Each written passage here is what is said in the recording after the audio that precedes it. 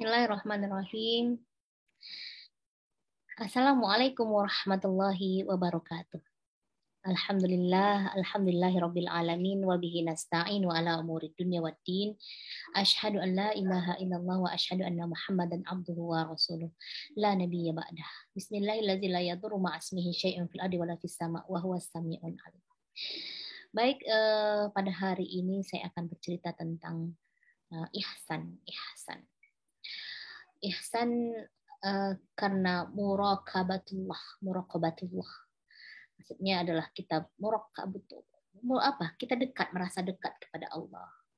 Jadi ihsan ini, jadi kalau kita ibadah dengan melakukan ihsan, kita seolah-olah kita dipandang oleh Allah, atau kita seolah-olah Allah memandang kita. Jadi kita akan melakukan sesuatu itu dengan luar biasa. Dengan bagaimana sih kalau seorang raja melihat bawahannya, ataupun kita dipandang seperti ada yang mengawasin. Begitulah kita seperti ihsan itu. Jadi kita ketika beribadah, apapun itu, dengan melakukan ibadah, dengan melakukan kebaikan, dengan melakukan apapun yang disuruh oleh Allah, seolah-olah Allah melihat kita, ataupun seolah-olah kita melihat Allah. Misalnya seperti itu. Kamu menyembah Allah seakan-akan kamu melihatnya. Nah itu dia. Jika kamu tidak dapat melihatnya, maka sesungguhnya dia melihatmu. Nah itu dia dari hadis riwayat Bukhari wal Muslim. Jadi ka'annaka anta'budullah ka'annaka tarahu fa illam takun tarahu fa innahu yaraka. Jadi maksudnya tuh kalau seandainya memang kita itu merasa ihsan, jadi kita itu tingkatan iman yang paling tinggi adalah ihsan. Jadi kita merasa diawasi. Nah, jadi kalau kita merasa diawasi, tentu kita berikan yang terbaik kepada Allah. Jadi apalagi pada zaman sekarang ini diperlukanlah kita sebagai manusia itu ihsan. Ihsan kita berbuat baik kepada semua orang. Kemudian karena apa? Karena kita merasa diawasi oleh Allah. Allah melihat kita berbuat baik. Kemudian kita hanya berharap dengan balasan dari Allah. Itu adalah ihsan. Kita tidak berharap dengan orang yang kita tolong tadi agar dia menolong kita, ataupun berharap dengan pujian, ataupun berharap dengan seseorang. Tidak, tapi kita berharap hanya kepada Allah, hanya karena ridho Allah, hanya karena kasih sayang Allah. Seperti itu. Jadi berserah diri kita hanya untuk Allah. Untuk saya melakukan ini hanya untuk ibadah kepada Allah, seperti itu.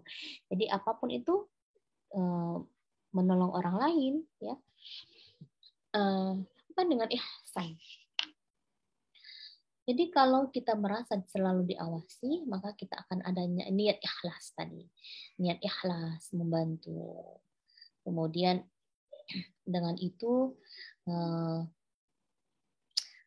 apapun perbuatan kita disertai dengan niat-niat kita, itu akan menjadi kembali kepada niat kita. Nah, seandainya kita merasakan bahwasanya kita berniat untuk membantu orang lain, misalnya niatnya yang apa, untuk membantu orang lain, untuk apa, silaturahmi, atau untuk mendapatkan ridho Allah, atau ingin memperbaiki diri kita menjadi lebih baik.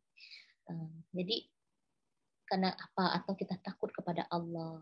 Nah, jadi itu akan menjadi amal-amal yang ikhlas bagi kita.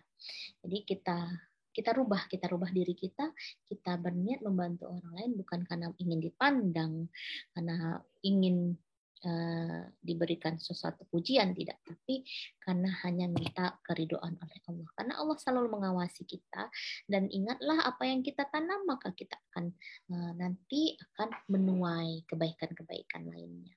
Yang mana mungkin didatangkan dari orang-orang lain yang manusia yang berbentuk malaikat-malaikat.